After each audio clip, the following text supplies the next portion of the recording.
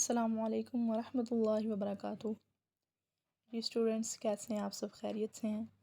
امید ہے اللہ عز و جل سے کہ آپ تمام لوگ خیر و عافیت سے ہوں گے۔ تو کل بھی ہم نے تجوید کے بارے میں بات کی، آج بھی اسی حوالے سے بات کروں گی۔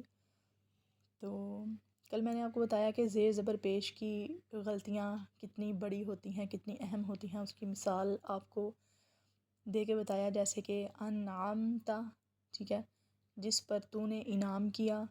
اور اگر ہم اس کو انعام تو پڑھ لیتے ہیں تو اس کا مطلب ہو جاتا ہے جس پر ہم نے انعام کیا۔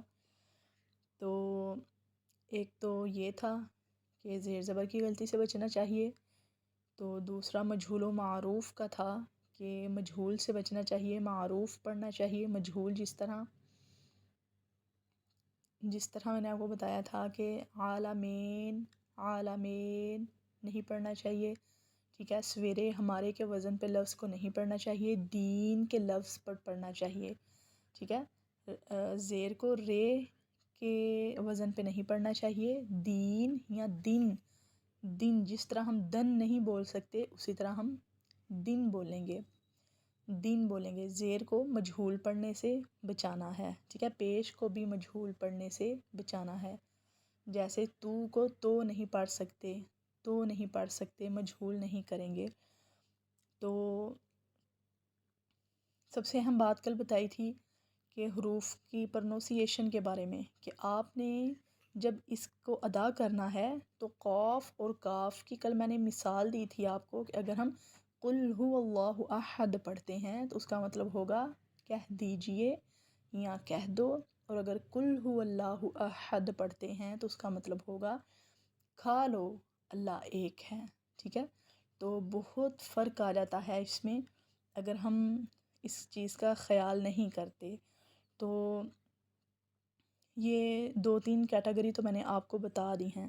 اب جو میں آپ کو بتانے لگی ہوں وہ ہے الفاظ کو کھینچنے کے اعتبار سے پڑھنا، الفاظ کو کھینچنے کے اعتبار سے پڑھنا۔ یہ کس طرح ہے کہ الفاظ کو زیادہ کھینچنا چاہیے تھا، ٹھیک ہے، وہ لا کرنا چاہیے تھا لیکن ہم اس کو لا پڑھ لیتے ہیں، اور کوئی لفظ ہے جو صرف لا، ٹھیک ہے، یہ دیکھیں با پڑھنا تھا، بارہ را کہہ لیں، بارہ را، ٹھیک ہے، لفظ تھا بارہ را، لیکن ہم اس کو بارہ پڑھتے ہیں، بارہ، ٹھیک ہے، یہ ہم نے کھنچاؤ پیدا کر دیا با میں۔ ہمارے خیال سے یہ کوئی غلطی نہیں ہے، ٹھیک ہے، پڑھنے والے جو اولڈ ایج تھیں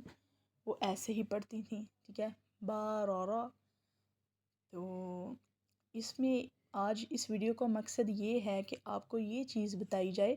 کہ جب ہم کسی نہ کھینچنے جو غیر مدہ لفظ ہے جس پہ مد نہیں آتی، جیسے زیر زبر پیش ہے، جب ہم اس کو کھینچ لیتے ہیں تو اس کا نقصان کتنا ہے، اس کے میننگ کتنے غلط ہو جاتے ہیں، ٹھیک ہے۔ دیکھ لیں کہ سب سے پہلے آیت نمبر ہے قرآن حکیم میں اللہ تعالیٰ نے ارشاد فرمایا ان ربی لغفور الرحیم، ان ربی لغفور الرحیم، یہ جو لا آیا ہے یہ لام تاکید ہے، ٹھیک ہے، یہ تاکید کے لیے یہاں پہ رکھا گیا ہے کہ ضرور، بے شک میرا رب ضرور بخشنے والا اور مہربان ہے، میرا رب ضرور، ٹھیک ہے، لا کا یہاں مطلب ہے ضرور، یہ تاکید کے لیے ہے، ٹھیک ہے، اس طرح بھی ہو سکتا تھا بے شک میرا رب بخشنے والا اور مہربان ہے، لیکن یہاں پر لام تاکید کے لیے لگایا گیا۔ لیکن اگر ہم اس کو پڑھتے ہیں ان ربی لا غفور الرحیم، ان ربی لا، ٹھیک ہے، ہم اس کو اب جو